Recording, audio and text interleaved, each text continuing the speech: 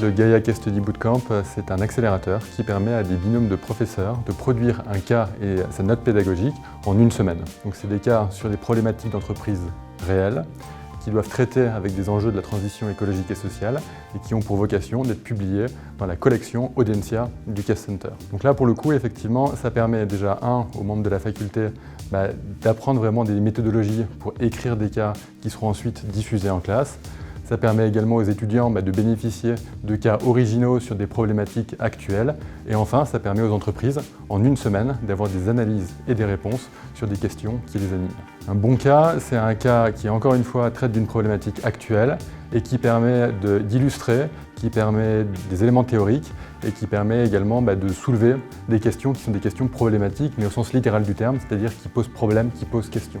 Un bon cas, c'est un cas qui embarque les étudiants, on est là pour eux, finalement. Donc c'est un cas qui raconte une bonne histoire, qui répond à un enjeu pédagogique suffisamment clair et qui, dans le cas présent, est lié à notre enjeu avec le Case Center, c'est-à-dire évidemment la RSE.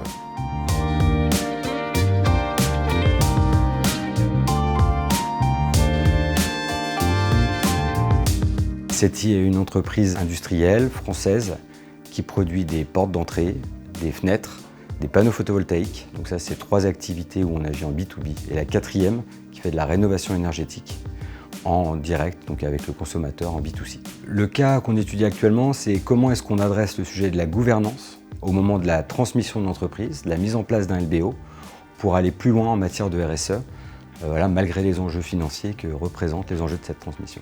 Pour moi, l'intérêt, c'est que quand j'étais sur les bancs de l'école de commerce, j'ai beaucoup appris, surtout en faisant des cas, et j'ai trouvé que c'était extrêmement concret, et il y avait aussi une entreprise du territoire qui était très connue, et ça m'avait donné envie de travailler chez eux.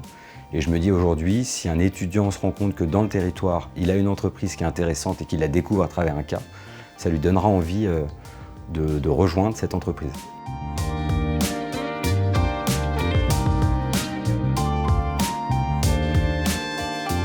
Comment se passe cette semaine de bootcamp 2024 ?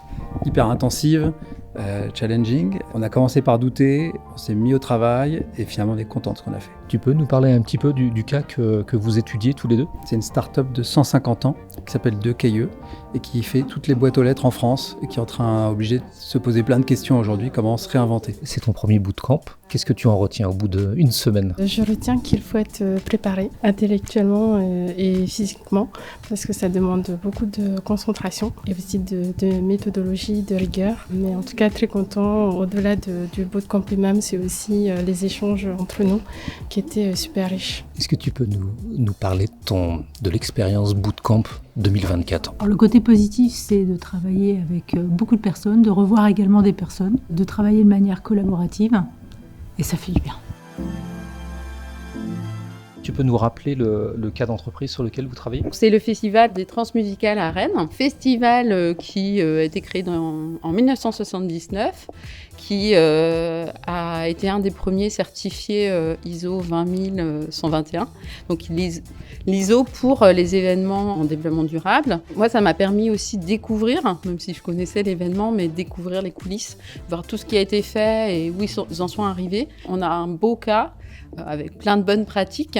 On pourra les faire partager aussi à notre public étudiant. Si tu devais retenir une chose de ce bootcamp 2024 ? La bonne ambiance, en fait, que je retiendrai. Ça fait du bien de se retrouver ensemble et pouvoir discuter de choses aidantes. Alors bien sûr des études de cas, mais aussi d'autres choses qui nous intéressent.